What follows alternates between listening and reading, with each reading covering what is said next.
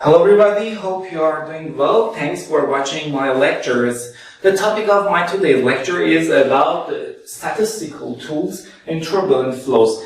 As you know, in fundamental theory of statistics, we have many concepts. I have already recorded several videos about these fundamental concepts in Persian. Some of these concepts are, for example, different moments such as skewness, flatness, or mean, probability distribution function, probability density function, or the Gaussian distribution, central limit theorem, and so on. Today I want to introduce different statistical tools which can be used to describe or to explain strange and complex behavior of turbulent flows. Let's start from averaging. Statistics, or the concept of statistics, when we are talking about statistics in turbulent flows, it means that we have a random process.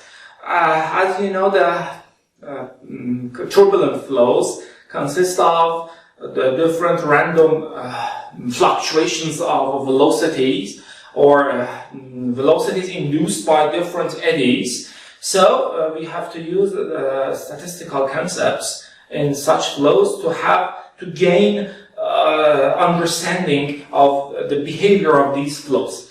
So the first step is to average or to omit fluctuations by the aim of averaging. So I have to define different types of averaging in turbulent flows. We have three types of averaging in turbulent flow. The first one is the time averaging. The second is the local averaging or spatial averaging. And the third one is the ensemble averaging.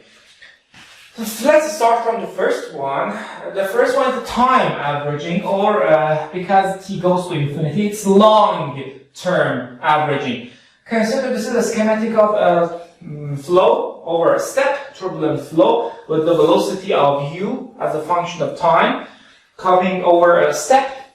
There is a line defined in the space here, and I have defined 3 points.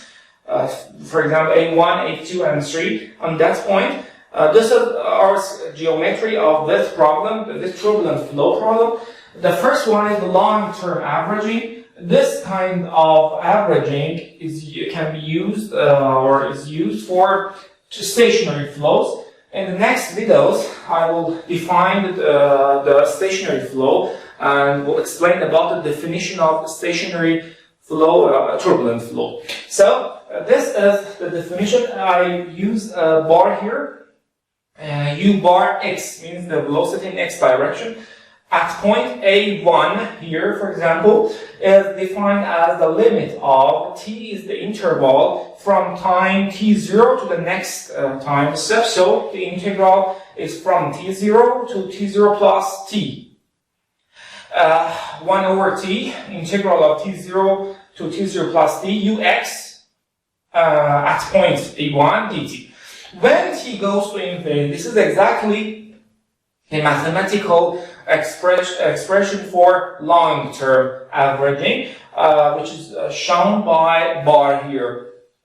As you see, the time averaging is for 1 point in space, but for infinite times. So because t goes to infinity, so we are omitting the time fluctuations of the velocity in x direction here at 1 point. For example, imagine that you are flipping a coin. If you flip the coin 10 times and take the average of the result, this is the time averaging because you are flipping the coin during an interval when t goes to infinity, of course. For example, 1 hour, 2 hours, you are flipping a coin, and after finishing this process, you are performing the integral when t goes to infinity. This is the somehow more realistic example of time averaging. Here, as you see, if the result of this averaging, or u bar, is not function of the interval t, not t0.